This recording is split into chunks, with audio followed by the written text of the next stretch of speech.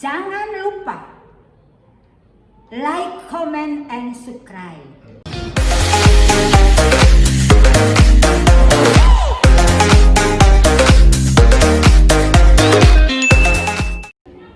Kalau kita perhatikan di sini, dari 3 sumbu yang berpotongan di titik pusat koordinat ini, kita buat di sini ada sebuah titik P yang letaknya di ruang. Titik P ini kita proyeksikan dia ke bidang X, O, Y. Ini hasil proyeksinya P1 itu karena kita proyeksikan titik P ke bidang X, O, Y mendapatkan P1. P1 ini akhirnya menentukan, kita tarik dia ke sumbu pusat koordinat, maka dia menentukan jari-jari, yang ini R ini. Akhirnya dia membentuk sudut dengan sumbu X yang positif. Jadi kalau sumbu X positif berarti saya yang ini. Ya, sudut alfa. Kalau kita ambil X di sini berarti kita bisa bikin begini. Nah, sekarang ini alfa. Maka kalau kita perhatikan bahwa R ini bertindak sebagai radius. Ya. Sedangkan X itu adalah dikatakan pusat kutubnya.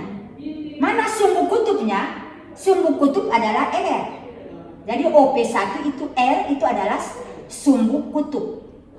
Sedangkan titik O 0,0 itu adalah pusat daripada sumbu kutub itu. Mengapa dikatakan begitu? Karena kalau kita putar dia, maka terbentuklah silinder. Atau kalau kita ini kita putar, kita gunakan dia mengelilingi terus, akhirnya membentuk satu bangun yang nama silinder. Sekarang kita perhatikan apa hubungannya sistem koordinat ini dalam hal silinder ini dengan sistem koordinat kartesius tadi. Dengan demikian kita bisa lihat bahwa kalau kita cari ini, nah kita akan dapat bahwa untuk mendapatkan X merubah ke dalam sistem X itu adalah, kita lihat dulu, untuk cos alfa adalah X per R, ya, X per R. Berarti kita dapat di sini X sama dengan R untuk sinus alfa. Kita lihat perhatikan sinus adalah perbandingan antara Y per R. Maka kita akan dapat Y itu adalah hubungannya R sinus alfa. Lalu set bagaimana set? Kita perhatikan gambar, set tetap. Berarti kita dapat ya set, ini set tetap. Maka sistem koordinat silinder itu biasa kita tulis ada, dia punya jari-jari. Kita tulis ada sudut dan set. Jadi koordinat silinder biasanya orang kita tulis bahwa ada R, ada sudut dan set. Set tetap set. Ya, koordinat siku-siku X, Y, Z. Tapi kalau koordinat silinder, koordinatnya adalah ditentukan oleh jari-jari, ada sudutnya, dan sedangkan set tetap. Sekarang kita masuk pada bagian yang berikut, yaitu mengenai sistem koordinat yang ketiga adalah sistem koordinat bola yang biasa disebut sebagai spherical. Nah, bola bahasa aslinya koordinat. Dalam sistem koordinat bola, OT itu adalah jari-jari yang disebut sebagai, yang ditulis sebagai dengan R besar. Nah, kita proyeksikan OT ke bidang X, O, Y, kita dapat T1. Kita dapat T1. Kemudian kita lihat bahwa kalau kita bikin bantuan bahwa T1 OT1 ini dia membentuk sudut dengan sudut alfa X yang positif, kita namakan sudut alfa. Bisa kita pakai nama di buku situ, bisa theta, bisa pi, ya terserah. Nanti saya kasih mudah, kita akan namakan dengan alfa.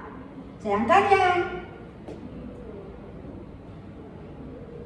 sudut, jadi kalau kita lihat bahwa XOT1 adalah sudut membentuk adalah sudut alfa. Sedangkan sudut ZOT ini membentuk, kalau kita bagi bantuan bidang Z dan DT1 ini kita hubungkan, maka akan jadilah ZOT adalah sudut beta. Jadi sudut beta itu ada ZOT. Sekarang kita perhatikan, untuk mendapatkan X dan maka dia membentuk sudut. Kalau kita tarik ini garisnya,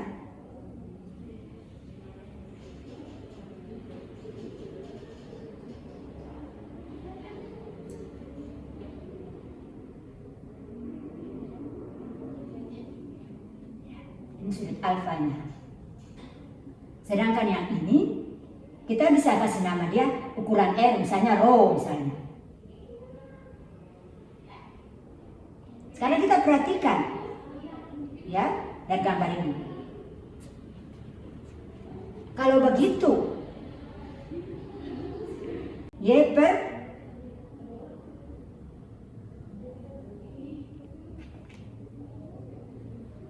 berarti kita dapat di sini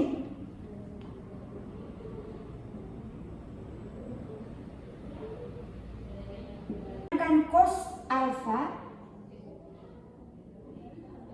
kita lihat di sini, cos alfa adalah X per ukuran misalnya panjangnya, maka kita akan dapat sini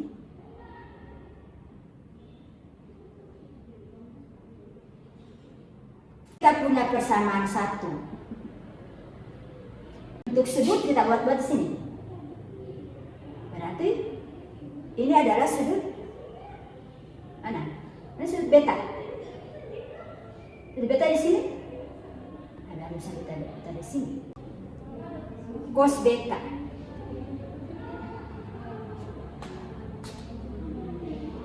Cos beta adalah kita dapat itu adalah R per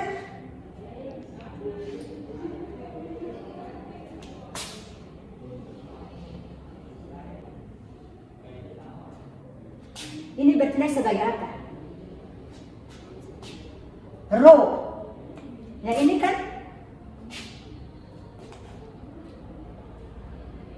berarti yang ini adalah rho.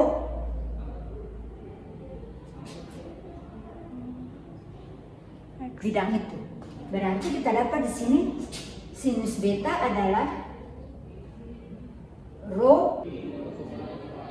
Maka kita dapat rho adalah R sinus beta. Sekarang set kita sudah dapat ini set. Nah, sekarang kita mau mencari X dan Y karena membawa ke sistem koordinat siku-siku. Maka kalau kita namakan ini persamaan 1, ini persamaan 2, maka kita bisa substitusikan persamaan 2 ke persamaan 1. Masukkan nilai. Maka kita dapat di situ Y sama dengan rho sin alfa. Jadi sama dengan R sinus beta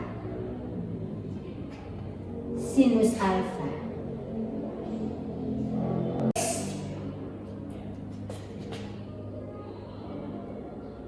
Rho cos alfa.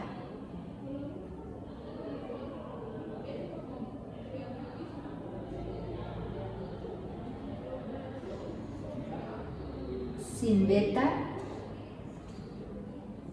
cos alfa. Sedangkan Z sudah.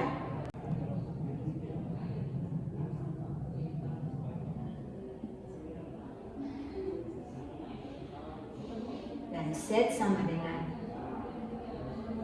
R sinus beta. Ini adalah